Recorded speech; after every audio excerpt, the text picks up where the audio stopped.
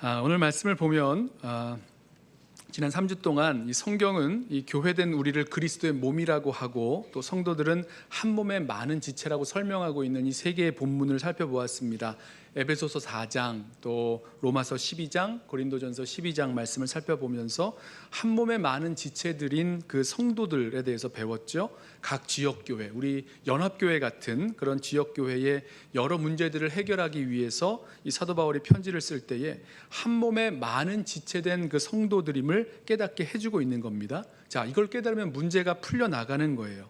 한 몸에 많은 지체들이기에 아무도 혼자서 어떤 효과적인 활동을 할 수 있는 게 아니죠. 또 한 몸에 많은 지체들이기에 소중하지 않은 지체가 없습니다. 그리고 한 몸에 많은 지체들이기에 서로 하나 돼서 연합하기를 힘써야 한다. 이런 것들을 우리가 원리적으로 배웠죠. 그리고 그 원리를 가지고 한 몸에 많은 지체가 살아있는 그런 몸으로서 교회가 사랑 안에서 함께 자라나가는 예수님의 공동체가 되는 그 꿈을 우리 함께 꾸게 되었습니다. 자, 그런데요, 여기서 질문은 이것입니다. 그리스도의 몸이요 또 지체의 각 부분인 저와 여러분이 어떻게 그 아름답고 영광스러운 예수님의 공동체, 그 살아있는 몸된 예수님의 교회 공동체로 성장해 나아갈 수 있을까? 어떻게 그것을 이루어 나아갈까? 자, 그 구체적인 행동 지침들이 저는 이 성경에 나오는 서로 무엇 하라 말씀하고 있는 그 상호 명령에 담겨 있다라고 생각합니다. 무슨 말씀이냐면 우리 교회 공동체가 한 몸에 많은 지체들이 있고 이 지체들이 사랑 안에서 함께 하나 되어 성장해 나아가는 이 일들을 이루어 나아가기 위한 구체적인 지침들이 서로 무엇 하라 말씀하고 있는 상호 명령들에 담겨 있다는 거죠. 성경을 읽으시면서 또 말씀을 많이 나누면서 서로 무엇 하라 하고 말씀하고 있는 그런 상호 명령들을 많이 받으셨을 텐데 어쩌면 쉽게 지나치셨을지도 모르겠습니다. 오늘 말씀을 제가 좀 몇 개 찾아왔는데요, 굉장히 많아요.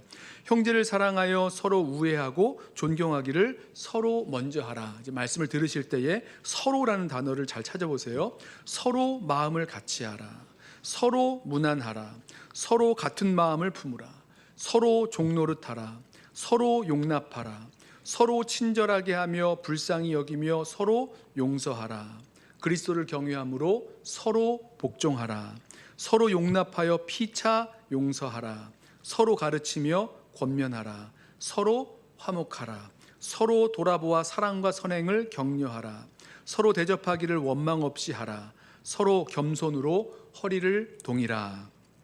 자, 보세요. 서로 이렇게 하라라는 이 말씀들 하나하나가 한 몸에 많은 지체된 저와 여러분들 사이에서 우리가 어떻게 행동하며 살아갈지에 대해서 말씀하고 있는 거고요. 이것을 통해서 우리가 사랑 안에서 함께 하나 되어 자라나는 그런 예수님의 공동체가 되어갈 수 있다. 이 말씀을 드리려는 것입니다.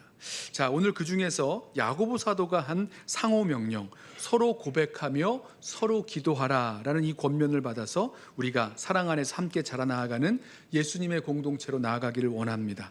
자, 이것을 우리가 첫 번째 그 상호 명령으로 제가 선택한 이유는요, 우리가 함께 모여서 말씀을 나누고 또 함께 모여서 교제하는 그 시간들을 통해서 구역이나 양육이나 여러 소그룹들 가운데서 이러한 일들이 저와 여러분들 가운데 일어나길 원하기 때문에 이 말씀 서로 고백하며 서로 기도하라, 이 말씀을 첫 번째 상호 명령으로 가져와 보았습니다. 오늘 본문에서 야고보 사도는요, 성도들에게 기도하라는 권면을 하고 있습니다. 그 가운데서 이 상호 명령이 들어있는 건데요, 먼저 두 부류의 사람들에게 스스로 기도할 것을 각자 그 기도할 것에 대해서 이렇게 말씀하죠. 13절, 너희 중에 고난당하는 자가 있느냐? 그는 기도할 것이요, 즐거워하는 자가 있느냐? 그는 찬송할지니라. 자, 여기서 이제 고난당하는 자에게도 기도하라 말씀하고 있고, 이 즐거워하는 자에게 찬송하라, 이것도 기도라고 볼 수가 있죠. 왜냐하면 이 찬송은 하나님을 자랑하고 높이는 그런 곡조 있는 기도이기 때문입니다. 기도라고 할 수 있어요. 그리고 나서 다른 두 부류의 사람들에게 기도를 요청하는데 그것은 함께 기도하는 것, 다른 사람과 함께 기도할 것을 요청하고 있습니다. 장로들을 청해서 기도하라 말씀하고 있고 또 서로 기도할 것을 말씀하고 있는 거죠. 그리고 결론적으로 말씀하는 그 권면하는 것이 서로 고백하며 서로 기도하라. 이런 상호 명령을 하고 있는 겁니다. 14절부터 다시 한번 읽어볼까요? 너희 중에 병든 자가 있느냐? 그는 교회의 장로들을 청할 것이요 그들은 주의 이름으로 기름을 바르며 그를 위하여 기도할지니라. 믿음의 기도는 병든 자를 구원하리니 주께서 그를 일으키시리라. 혹시 죄를 범하였을지라도 사하심을 받으리라. 그러므로 너희 죄를 서로 고백하며 병이 낫기를 위하여 서로 기도하라. 자, 여기서 이 야고보가 이 병든 자에게 이 기도에 대해서 말씀하고 있는데요. 특별히 이 병을요, 죄의 문제와 연결시키고 있는 것을 우리 볼 수 있습니다. 너희 중에 병든 자가 있느냐 하고는 장로들을 청하라고 하죠. 그리고 그 장로들의 그 믿음의 기도를 통해서 주님께서 병든 자를 일으키신다고 하면서 너희 죄를 서로 고백하며 함께 서로 기도하라, 이 말씀을 하고 있는 거죠. 병과 이 병든 자의 죄를 연결시켜 놓고 있는 것을 우리가 찾을 수 있습니다. 성경에서요, 어떤 병은 그 사람의 죄 때문에 발생했다 이렇게 설명합니다. 하지만 그렇다고 해서 모든 병이 죄 때문에 일어난 것은 아니다라고 분명히 말씀하죠. 여러분, 사도 바울에게도요, 끊지 못하였던, 계속되었던 병이 있었던 것 알고 계시죠? 자, 그렇다면 여기서 한번 생각을 해보시죠. 그 죄, 그리고 병든 자, 그리고 기도와 치유, 이것들을 어떻게 우리가 연결시킬 수 있을까? 어떻게 이해할 수 있을까? 그것들을 좀 찾아봤으면 좋겠어요. 이 야고보 사도가 말하고 있는 그 14절에서 병든 자라고 할 때, 여기서의 병이란 육체적으로 아픈 것만을 이야기하는 것은 아닙니다. 이 영적인 연약함을 포함하고 있죠. 병든 자라고 할 때 그 단어를요, 로마서 14장에서는 연약한 자라고 쓰고 있습니다. 믿음이 연약한 자를 너희가 서로 받되 그의 의견을 비판하지 말라 할 때 그 연약한 자라고 하는 그 단어가 같은 단어예요. 또 로마서 8장에서 너희가 육신으로 말미암아 너희가 약하다라고 할 때 그 연약하다라고 하는 그 단어도 같은 단어를 사용하고 있습니다. 육신으로 말미암아 연약하다, 이 말이요, 건강이 좋지 않다, 몸이 약하다, 이런 뜻이 아니라 죄의 유혹에 약한 그런 육체를, 영적으로 강하지 못한 그런 육체를 말씀하고 있는 거잖아요. 또 고린도전서 8장을 보면 믿음이 약한 자라고 할 때 또 같은 단어를 쓰고 있고요. 또 고린도후서 13장에서는 그리스도는 너희에게 대하여 약하지 않다라고 할 때 다 같은 단어를 사용하고 있습니다. 드리려는 말씀은 이거예요. 야고보 사도가 병든 자들에게 장로들을 청하여 기도할 것을 권면하면서 주께서 그 병에서 일으키신다고 하고, 또 너희 죄를 서로 고하고 또 말할 때에 이게 육체적인 질병만을 가리키는 것으로 생각할 것이 아니라 우리들이 가지고 있는 영적인 연약함, 또 영적인 그런 부족함에 대해서 포함하고 있다는 것 우리 기억했으면 좋겠습니다. 믿음의 기도는 병든 자를 구원하리니 주께서 그를 일으키시리라. 혹시 죄를 범하였을지라도 사하심을 받으리라. 자, 이 말씀을 하나님의 약속인데요, 육체적인 질병에서 뿐만 아니라 영적인 연약함, 또 죄와 허물 가운데 회복시켜 주시고 또 치유하여 주시고 강하게 해 주실 그것에 대한 약속으로 우리가 함께 받기를 소원합니다. 우리 요한일서 1장 9절 말씀 잘 아시죠? 만일 우리가 우리 죄를 자백하면 그는 미쁘시고 의로우사 우리 죄를 사하시며 우리를 모든 불의에서 깨끗하게 하신다, 약속하고 계세요. 여러분, 우리 죄를 고백할 때 그 죄를 사해 주시고 모든 불의에서 깨끗게 하시기 때문에 우리가 가지고 있는 죄와 허물, 그리고 그 영적인 연약함에서 우리를 강건하게 회복시켜 주신다는 그 약속이 담겨 있다는 뜻입니다. 그런 의미에서 육체적인 질병만이 아니라 영적인 연약함, 또 죄와 허물에 대해서 서로 권면하기를 말씀하고 있는 거죠. 그러므로 너희 죄를 서로 고백하며 병이 낫기를 위하여 서로 기도하라. 자, 이렇게 우리의 영적인 연약함, 또 죄와 허물에 대해서 서로 고백할 것을, 그리고 그것이 하나님께서 강하게 해주시고 치유해 주시고 회복해 주실 것을 약속하고 있는 권면과 명령을 함께 들었습니다. 자, 여기서 이 고백이 어떤 의미를 가지고 있는가? 여러분, 너희 죄를 서로 고백하라는 권면을요, 잘 들어보면요, 좀 무섭습니다. 여러분, 내가 가지고 있는 죄, 그동안 이렇게 은밀하게 가지고 있었던 그 죄를 서로 고백하라는 권면은요, 실제로 그 일들을 우리가 직접 한다고 한다면 좀 떨리는, 좀 두려운 마음이 드실 거예요. 그런데요, 이 너희 죄를 서로 고백하라. 그러니까 우리가 가지고 있는 아까 말씀드린 대로 우리의 연약한 부분들을 서로 고백하라라는 이 권면은요, 이 권면을 통해서 내가 하나님의 용서와 은혜가 필요한 죄인임을 고백한다, 인정한다, 이런 의미를 담고 있습니다. 고백이라는 행위를 통해서 나의 죄와 허물, 나의 연약함 이런 것을 드러내므로 나는 하나님의 은혜, 하나님의 용서가 정말로 필요한 죄인인 것을 나타낸다는 거죠. 인정하게 되는 거죠. 우리 어제 저녁에 구역 모임 중에서 이렇게 성도들과 함께 좀 나눌 수 있는, 구역 식구들과 이렇게 나누는 그런 시간이 있었는데요. 하루의 시작 기도와 마침 기도를 어떻게 하느냐, 뭐 이런 그 이야기를 하는데, 나누다가 제 차례가 돼가지고 저는 새벽 기도 때문에 하루의 그 시작 기도는 분명히 하는데 이상하게 자기 전에는 너무 졸려서 이 마지막 그 기도는 잘 못한다라고 했더니 어떤 성도님 한 분이 목사님 실망했어요 이렇게 대답을 하더라고요. 여러분, 저도요, 제가 얼마나 스스로 실망스러울 때가 많은지 모릅니다. 마찬가지인 거죠. 연약하고 부족하고 실망스럽고. 그래서요, 이렇게 우리의 연약한 부분을 서로 이렇게 나타내는 것은요, 그것을 나타내는 사람들은요, 저나 여러분이나 마찬가지로 우리에게 하나님의 은혜가 필요하고 하나님의 치유가 필요하고 하나님의 용서가 필요한 그 죄인임을 드러내고 있다는 겁니다. 맞는 거예요. 우리가 우리 죄를 서로 고백한다는 것, 그것은 나의 연약함, 부족함, 죄, 허물 이런 걸 고백하는 의미일 뿐만 아니라, 그래서 우리는 용서가 필요하고, 그래서 우리는 치유가 필요하고, 그래서 우리는 하나님의 은혜가 필요한 죄인이라고 고백하게 된다는 것입니다. 그리고 하나님께 서로 마음을 합하여 간구하게 되고, 여기에서부터 용서와 회복과 치유의 하나님의 역사가 일어나게 되는 거죠. 마태복음 5장 산상수훈 가운데 예수님이 이런 말씀하셨어요. 그러므로 5장 23절입니다. 그러므로 예물을 제단에 드리려다가 거기서 내 형제에게 원망 들을 만한 일이 있는 것이 생각나거든 예물을 제단 앞에 두고 먼저 가서 형제와 화목하고 그 후에 와서 예물을 드려라. 자, 어떤 형제에게 원망 들을 만한 일을 했어요. 그리고 그것이 생각이 났습니다. 그러면 먼저 가서 형제에게 화목하게 하라는 것입니다. 그 말씀하셨어요. 어떻게 화목을 합니까? 어떻게 해야 돼요? 자기 자신의 잘못을 고백하고 용서를 구하고, 그리고 깨져 있었던 관계가 회복될 것을 이렇게 요청해야 되는 거잖아요. 그래야 이제 화목하게 되는 것 아니겠습니까? 거기서 용서를 받고 다시 관계가 회복되고, 그러면 그렇게 되면 거기에서부터 어떤 일이 벌어지냐면, 그 형제에게 원망 들을 만한 일을 만들었던 나 자신의 그런 연약함, 나의 못된 마음들, 나의 죄된 본성, 또 연약함, 이런 것들이 치유되고 강건하게 변화되기 시작한다는 거죠.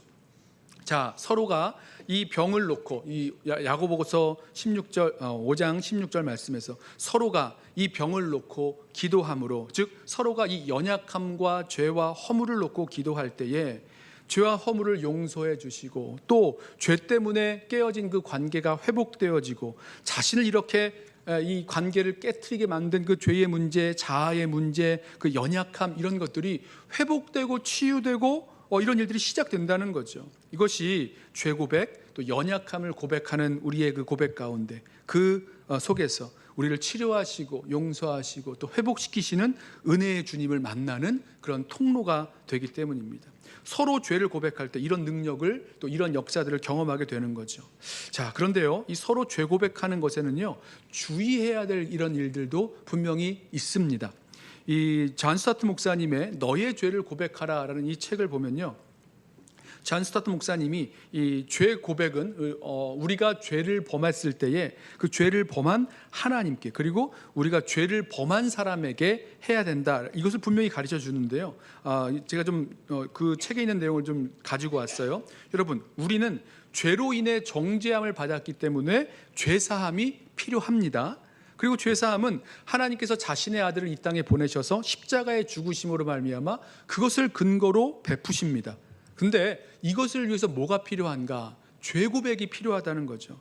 하나님께 죄를 고백함으로 하나님의 죄 사함을 받는 그 역사가 일어납니다. 그러니 이 죄 고백은요, 죄 사함을 위한 꼭 필요한 조건인 거죠. 요한일서 1장 8절과 9절 말씀에 이렇게 말씀하죠. 만일 우리가 죄가 없다고 말하면 스스로 속이고 또 진리가 우리 속에 있지 아니할 것이요 만일 우리가 우리 죄를 자백하면 그는 믿으시고 의로우사 우리 죄를 사하시며 우리를 모든 불의에서 깨끗하게 하실 것이요. 자, 죄인임을 자백하지 아니할 때, 그러니까 나의 죄를 고백하지 아니할 때 그건 스스로 속이는 것이다 라고 말씀하면서 죄를 자백하면 어떻게 됩니까? 죄사함을 받는다라고 분명히 말씀을 해요. 여러분, 이 고백, 죄를 고백하는 거는요, 죄인된 우리가 죄사함을 받게 되는 아주 중요한 연결고리가 되는 것입니다. 그러면 누구에게 죄를 자백해야 되는가? 분명하죠. 우리가 죄를 범한 사람에게 죄를 고백하는 겁니다.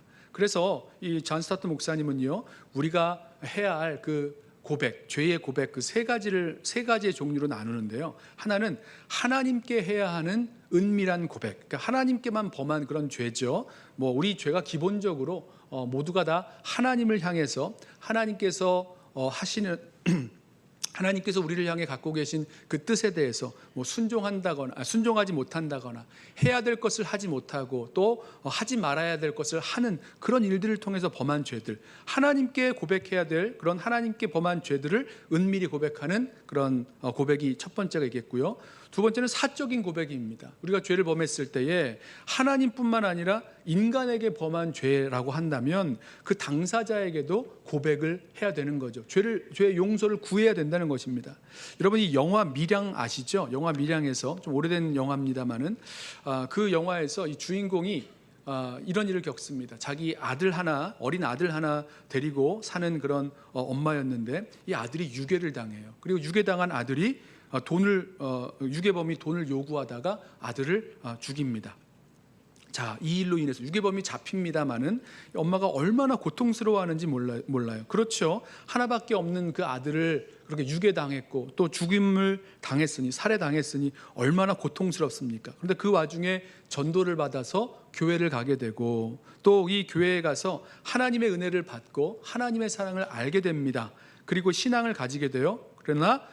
그러면서 이제 아들을 잃은 그 슬픔을 이겨 나아가죠. 그러다가 마음에 내 아들을 죽인 이 사람을 좀 용서해야 되겠다라는 그런 용서할 마음을 갖게 됩니다. 그래서 꽃을 가지고 이 교도소를 찾아갑니다. 자기 아들을 죽인 그 유괴범을 찾아갑니다. 그래서 이야기합니다. 내가 그동안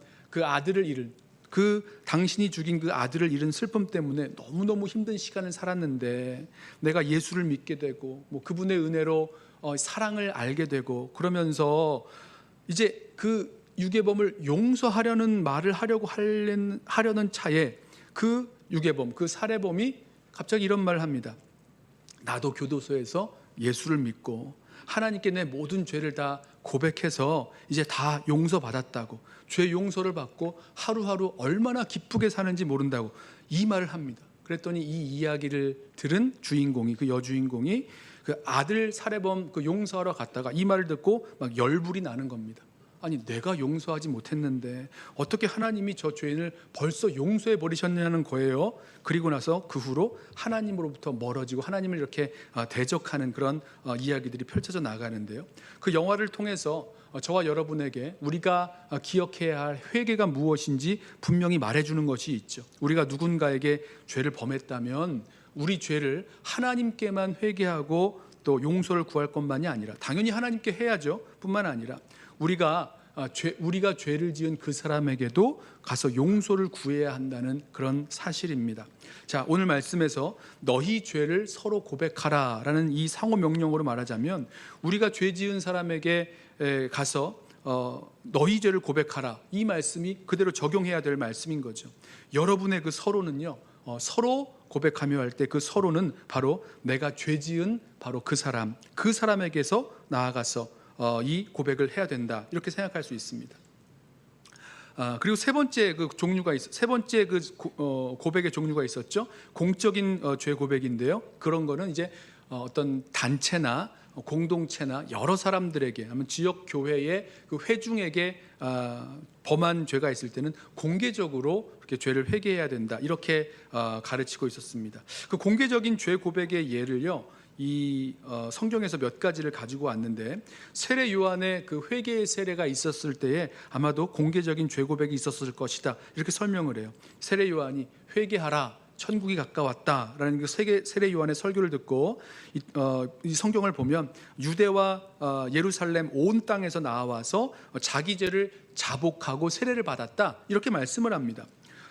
세례 요한의 설교를 듣고 이 죄를 자복한 사람들에게 세례 요한이요, 회개에 합당한 열매를 맺으라라고 하면서 그들이 고쳐야 할 구체적인 삶을 이렇게 쭉 열거하는 것을 보면 아마도 이 사람들에게 이 그 회개에 있어서 공개적인 자신의 잘못을 고백하게 했던 모습이 있었을 것이다, 이렇게 추론을 해요. 또 한 가지는 이제 에베소에서 있었던 일이죠. 거기 보면 바울이 에베소에서 복음을 전하고 그 이후에 기적이 일어나는 일들이 생깁니다. 그랬더니 예수를 믿은 사람들, 새롭게 예수를 믿은 사람들이 그동안 자신이 했던 그 잘못된 일들을 다 자복하고 고백합니다. 사도행전 19장 18절 말씀에 자복하여 행한 일을 알리며 이렇게 말하고 있어요. 그리고 나서 자신들이 갖고 있었던 그 마술책을 불태워 버리죠. 자, 이렇게 공개적으로 이 죄를 고백하는 모습으로 볼 수 있는 성경에 나오는 예들을 보면요, 우리가 몇 가지 특징을 볼 수가 있는데, 그 누구도 공개적으로 자기 죄를 자복해야 된다, 고백해야 된다라고 이렇게 강제하지 않았다는 것입니다. 그렇게 꼭 필요한 게 아니에요. 그러나 이 공개적인 고백 후에는 회개 이후에 새로운 삶을 시작하게 되는 그런 결정적인 전환점이 될 수 있었다는 것은 분명해 보입니다. 그리고 나서 이 공개적인 죄의 고백에 대한 예로 보이는 게 이제 야고보서 5장 16절, 우리가 읽은 말씀이죠.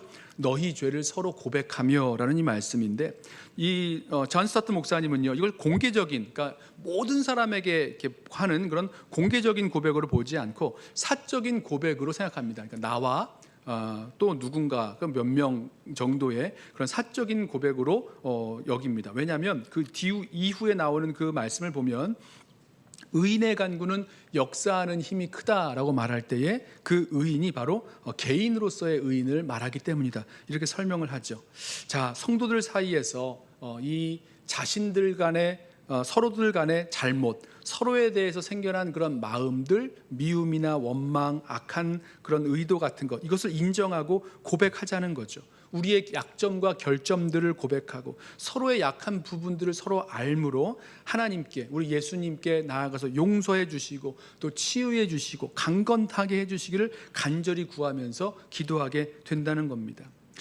제가 그 학교에서 수업을 들을 때 이런 일이 있었어요. 어느 교수님이 오셔서 특강을 하시는데, 어떤 한 그 세미나를 하시는데 자신의 그 죄를, 아주 은밀한 죄인데요, 그걸 고백하고 그 특강을 시작하는 교수님이 계셨어요.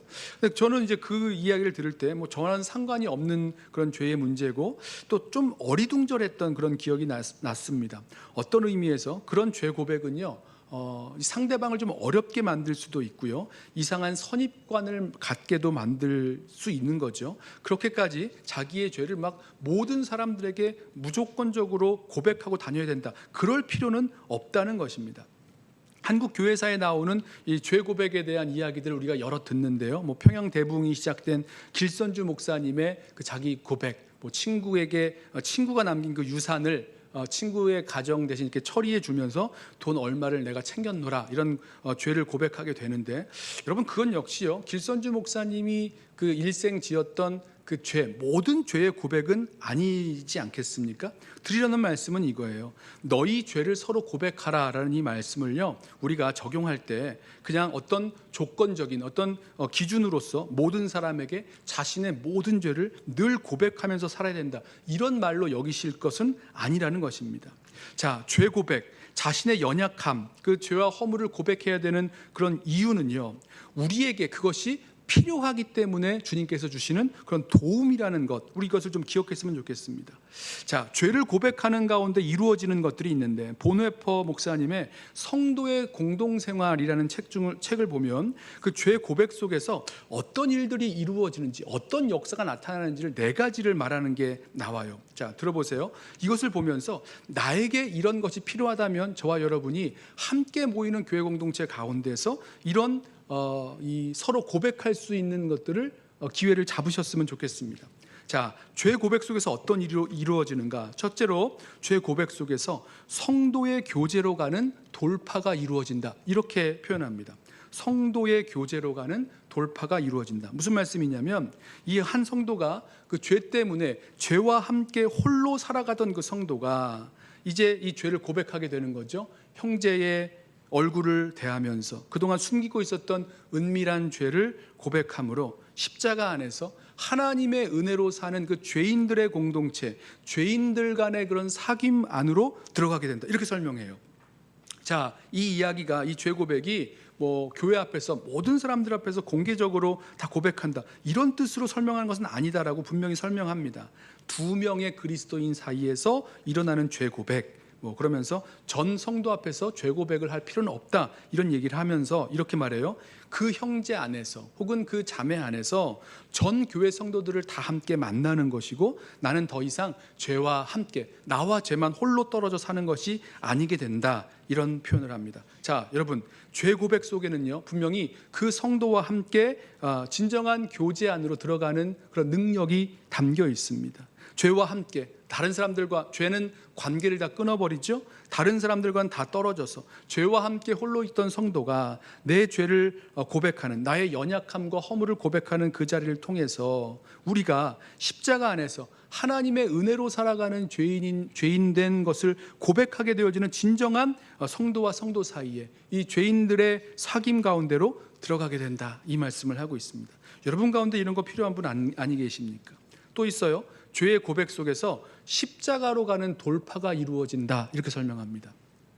형제 앞에서 죄를 고백하는 것, 여러분 이게요 굉장히 수치스럽고 고통스럽습니다. 그래서 누군가 앞에서 자기의 잘못, 자기의 연약함, 자기의 죄를 고백하는 것은 자신의 교만을 꺾는 가장 깊은 겸손이고, 또 나의 옛사람은 그 죄의 고백을 통해서 정말로 고통스러운, 치욕스러운 죽임을 당한다, 이렇게 설명을 합니다. 십자가에서 죽는 일이 정말로 일어나게 되는 거죠. 형제에게 죄를 고백하는 그 자리가 십자가에서 죽는 그 죽음을 경험케 한다는 거죠. 다시 말씀드리면 그 형제 앞에서, 그 자매 앞에서 죄를 고백하는 그것이 예수 그리스도의 십자가와의 사귐, 그 예수 그리스도의 십자가를 깨닫게 되고 알게 되고 경험하게 되는 그 돌파가 이루어지게 된다 말씀하고 있습니다.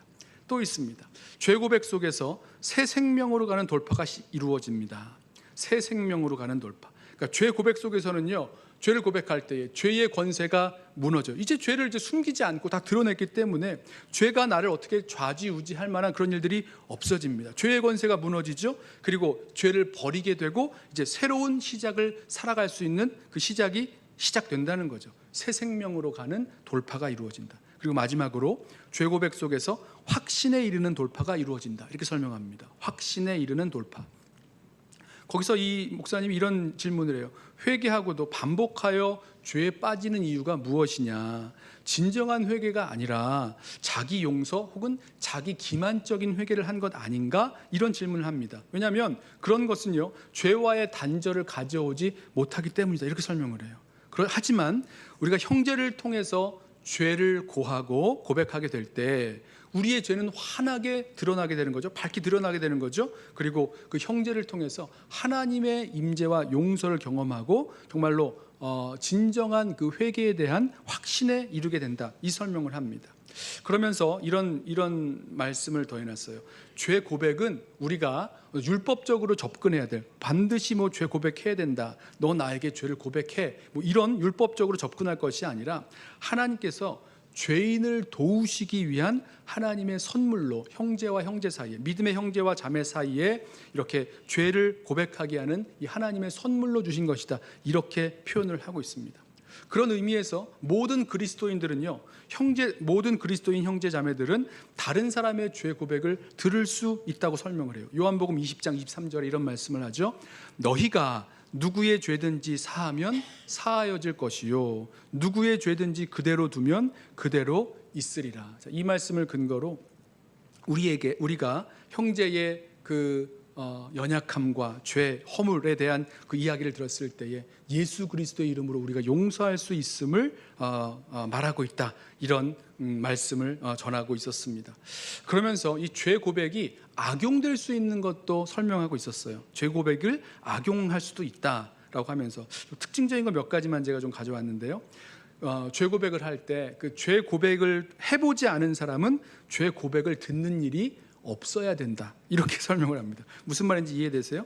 정말로 누군가에게 자기 자신의 그 죄를 이렇게 드러내고 겸손히 낮아진 사람, 정말 십자가를 통과한 그 사람에게 죄 고백을 해야지, 그렇지 않은 사람에게 죄 고백을 하는 것은 좀 위험하기도 하고 또 악용될 소지가 있다, 이렇게 설명을 하더라고요. 그리고 마지막으로 이 죄 고백이 구원을 위한 공로가 되지 않도록 해야 된다, 이 말씀을 합니다. 그런 거죠. 내가 죄 고백했으니까 난 용서받았고 죄 고백했으니까 구원받는 거야, 이렇게 생각하는 것, 그렇지 않다는 겁니다. 그것을 거룩한 어떤 공로로 생각하지 않도록 해야 된다. 죄 고백이 악용되는 거죠. 자, 저는 이 성도의 공동생활이라는 책을 읽으면서 바로 이 부분, 이 죄 고백 속에서 나타나는 그런 역사들을 저희가 좀 주의 깊게 보았으면 좋겠어요. 저와 여러분들 가운데 이렇게 성도의 진정한 교제로 들어가는 돌파가 필요한 분 아니 계십니까? 아니면 나와 죄만이 혼자 떨어져서 나와 죄만 혼자 살아가는 거예요. 아니면 정말로 십자가를 경험해 보지 못한, 십자가로 가는 돌파가 필요하신 분들 아니 계십니까? 그리고 정말 반복되는 그런 죄의 모습들을 다 끊어내고 새로운 생명, 새로운 시작을 원하시는 성도님들 아니 계십니까? 정말로 확신에 이르는 그런 변화, 진정한 회개에 대한 그런 은혜가 필요하신 분들이 계시다면 오늘 이 야고보 사도가 성도들에게 권면하고 있는 대로 너희 죄를 서로 고백하며 이 병 낫기를 위해서 서로 기도하라라는 이 권면의 말씀을 우리 함께 받기를 원합니다. 여러분, 오늘 이 말씀에서 뭐라고 말씀하고 있는 겁니까? 하나님께서 주실 그 치유의 역사, 연약한 자를 강건케 하시고 또 이 죄인을 용서해 주시고 치유해 주시고 회복시켜 주시는 그 역사는 누구에게 임하는 겁니까? 연약함을 고백하고 또 자신의 죄인됨을 알고 하나님의 은혜를 구하는 자들에게 내려지는 것, 온다는 것 우리 기억하면서 오늘 이 말씀대로 서로 고백하고 또 서로 기도하며 나아갈 수 있는 우리 모든 성도들 되시기를 주님의 이름으로 부탁하며 축원합니다.